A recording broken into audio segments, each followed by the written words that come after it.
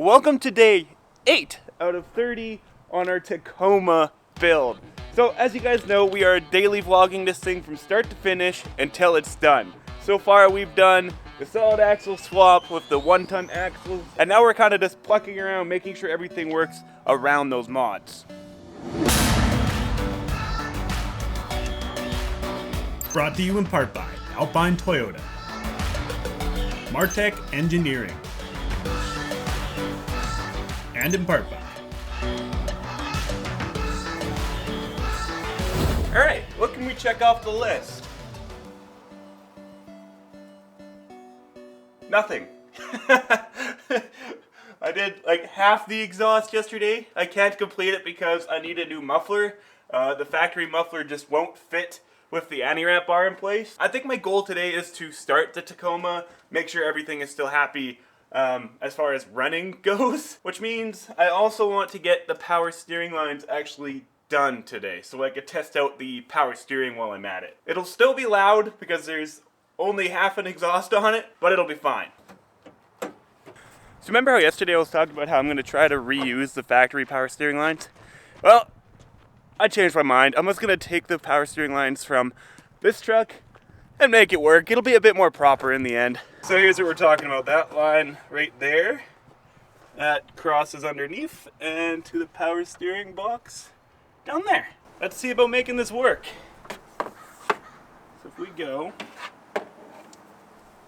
that way. So it turns out that Trail Gear 3.4 solid axle swap power steering line works pretty mint for this. Because of the way the fittings are at the end of these lines, you can't really twist it. So the only real way of routing it was actually up and over top the engine here and back down, which is fine because the fitting off this power steering pump faces straight up anyways. So for the return line, however, I am going to use the factory Tacoma stuff because it's got the external reservoir down there and it is primarily like soft line. It's not high pressure, so you can use just normal gear clamps and stuff on it, and it's already mostly routed, so that's the plan. All right, so I just ran to the auto parts store and grabbed a couple feet of power steering line here. So I got to extend the return line just a little bit. Here is the hard line for the return, so that'll cross over underneath.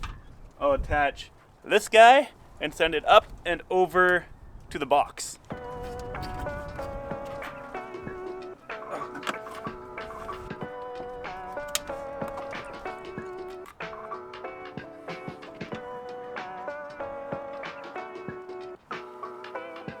Alright, so now that the power steering's all buttoned up, it's time to throw the intake back in.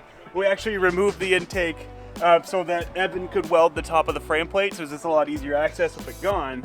So yeah, I'll throw the intake back in and then, well, we'll turn the key and try to start this thing.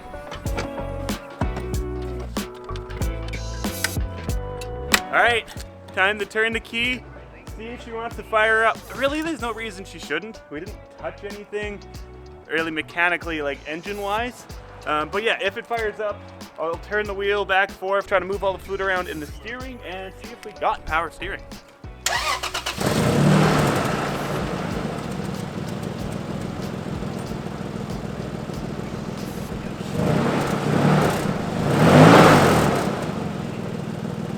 That's surprisingly quiet with just 2 cats and like no other part of the exhaust.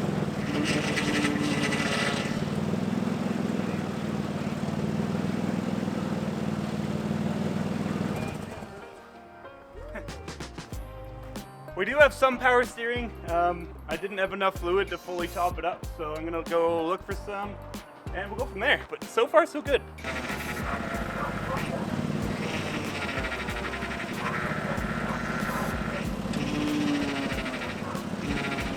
So I think now that I'm pretty well done accessing everything like right directly down there, I think I'm gonna throw the bumper on. It looks like it clears all the stuff up here, so I don't need to take it off to rip apart the front end. That being said, I might need to take it off to put the 3rd gen front end up, but well, we'll cross that bridge when we get there.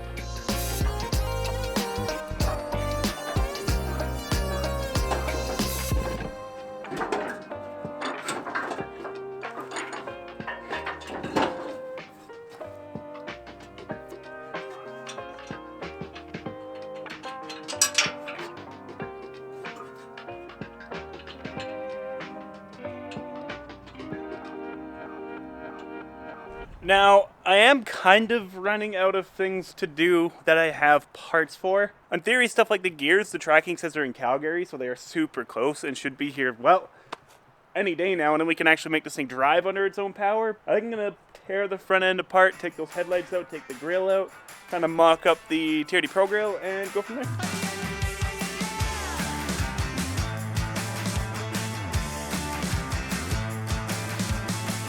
Get up on your feet, this is a shakedown. Order up that beat just like it's takeout. Show me you got soul inside those new shoes, and you can rock and roll with an attitude. So good, so fresh, just the way you like it. Just the way you like it. So good, so fresh. So, I feel like Martech Engineering needs a bit of promotion here. Because seriously, that Martech Engineering kit made this whole solid axle swap process an absolute breeze. As we showed you in previous videos, like the frame plates go beautifully into place over the frame rails, and like the shock towers and the track bar mounts, everything just indexes into it and makes everything stupid easy.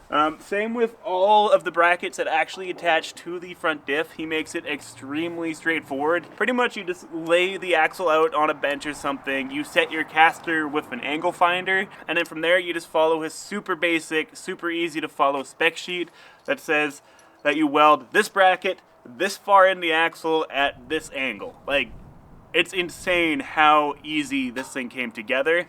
The Chevy 63s, the leaf springs, were more difficult to set up because we had to do more math than the front. I would 100% recommend this Martech Engineering kit. It takes all of the stress of figuring out a 3-link, especially your first time, and makes it easy.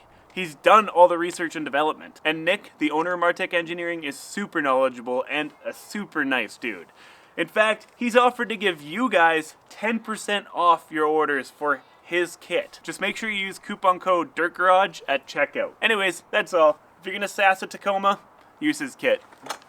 Our bump stops just arrived in the mail. So Ryan set up the bump stops off the frame with these exact stops. It's just they're his personal bump stops, so I had to order new ones. And yeah, the bump stops are pretty straightforward. We didn't go all out and get like air bumps or anything, just normal rubber bump stops. So you can see this little bracket coming down off the frame.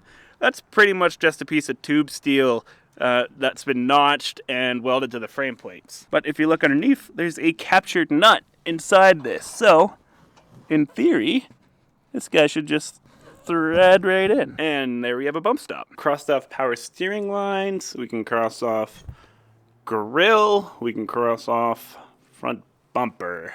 Well, the weather's starting to change. I've felt a few raindrops, so I think now is about as good of time as any to end the video. I am super stoked for progress so far. The fact that it started, no problems. We have power steering, which is awesome. The front end is kind of together. McNeil, please get me my fiberglass. Anyways, guys, if you do me a favor, hit that thumbs up button, and hey, make sure you subscribe because we're uploading daily until this truck is done. See you tomorrow.